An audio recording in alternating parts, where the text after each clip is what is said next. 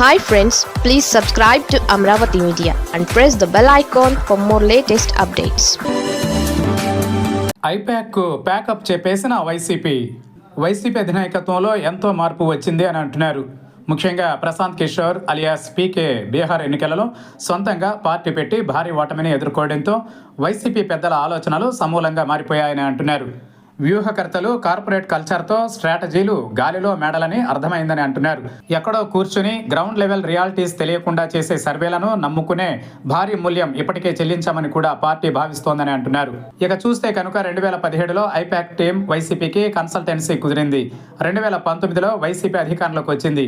అయితే వైసీపీ అప్పటికే గెలుపు గుర్రం భావించే ఐపాక్ తరఫున ప్రశాంత్ కిషోర్ వచ్చి చేరారని వైసీపీ నేతలు ఇప్పటికీ అంటుంటారు. ఒకవేళ ఐపాక్ లేకపోయినా వైసీపీ గెలిచేది అని కూడా వారు చెబుతూ ఉంటారు.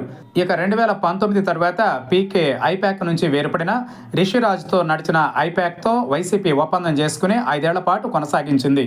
అయితే ఆ సంస్థ ఇచ్చిన సర్వేలన్నీ జనంతో సంబంధం లేకుండానే ఉన్నాయన్నది 2024 ఎన్నికల ఫలితాల తర్వాతనే తెలిసిందని అంటున్నారు. దాంతో రానున్న రోజులలో ఐపాక్కి నో ఛాన్స్ అని చెబుతున్నారు. అంతేకాదు ఏ రకమైన సర్వే టీంలకు ఇప్పట్లో వైసీపీ నుంచి ఆహ్వానం ఉండదని చెబుతున్నారు. వైసీపీలో కరడుగట్టిన కేడర్ ఉంది. అలాగే పార్టీయే సర్వస్వం, జగనే దైవం అని భావించే తృతీయ శ్రేణి నాయకులు, ఇంకా చిన్న నాయకులు ఉన్నారని అంటున్నారు. వీరంతా ప్రతి నియోజకవర్గంలో ఉన్నారు. వారినే ఒక టీమ్గా చేసి వైసీపీ కేంద్ర కార్యాలయం వారితో డైరెక్ట్ కనెక్షన్ పెట్టుకుందని చెబుతున్నారు. దాంతో నియోజకవర్గంలో జరిగే కార్యక్రమాల గురించి కానీ, పార్టీ నేతల తీరు కానీ, కూటమి గురించి కానీ, జనంలో పార్టీ గ్రాఫ్ మీద కానీ అన్నీ ఈ టీం నుంచే వైసీపీ హైకమాండ్ తీసుకుంటోందని అంటున్నారు. వారిచ్చే ఫీడ్బ్యాక్ ఖచ్చితంగా ఉందని నమ్ముతోందట. దాంతోనే పార్టీ పరంగా చర్యలు తీసుకోవడమే కాదు, పనిచేసే వారికి పదవులు ఇస్తోందని చెబుతున్నారు.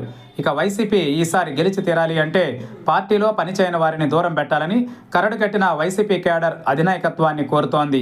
అలాగే పార్టీలో ఉంటూ గోడ మీద పిల్లుల మాదిరిగా వ్యవహరించే వారి విషయంలోనూ ఖచ్చితంగా వ్యవహరించాలని సూచిస్తోంది. పార్టీని వీడిపోయిన వారు ఎన్నికల ముందు వస్తే కనుక వారిని తీసుకోవద్దని చెబుతున్నారు. ఇక వైసీపీలో కష్టపడే వారిని గుర్తించాలని, వారికే భవిష్యత్తులో అవకాశాలు ఇవ్వాలని కూడా కోరుతున్నారని అంటున్నారు. పార్టీ కేడర్తోనే నేరుగా వైసీపీ హైకమాండ్ అనుసంధానం అవుతున్న నేపథ్యంలో నాయకులు కూడా చురుకుగా ఉండాల్సి వస్తోందని అంటున్నారు. ఎప్పటికప్పుడు ఎవరు పనిచేస్తున్నారు అన్నది కూడా డేటా రెడీగా ఉండడంతో పనిచేస్తేనే పదవులు, భవిష్యత్తు అవకాశాలు అన్నది కూడా అర్థమవుతోందని అంటున్నారు. మొత్తం మీద వైసీపీ అయితే ఐపాక్కి ప్యాకప్ చెప్పేసినట్లే అని అంటున్నారు.